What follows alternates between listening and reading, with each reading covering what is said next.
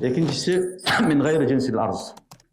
Başka nерселер бар, мисалы бак, дарак, чөп, үйдөгү буюмдар, килем, төшөк, мынау турган нерсе, кийимиң, буларчы десе, буларда балда таянным кылам десе, чаң болушу шарт.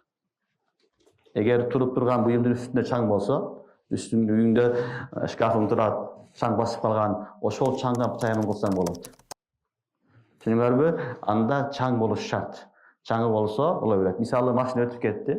Машина өткөндөн кийин жолдо эмне болду? Чаң көтөрүлдү. Ошол чаңга колуңду уруп, беттериңди сүртүп, бетиңе жабышкан болсо сүртүп койсоң, колдору менен таянным не кылып, таянным боло берет. Түшүнүктүбү? Мен jinsil арз болгон болсо, анда таянмумга баягындай топурактын болушу, чаң болушу шарт эмес. Ошол нерсе өз жарай берет. Эгерде min gayri jins боло турган болсо, анда чаң болушу шарт. Ошол чаңды негизинде не кылынат? Таянным кылынат. Буга түшүндүңөрбү?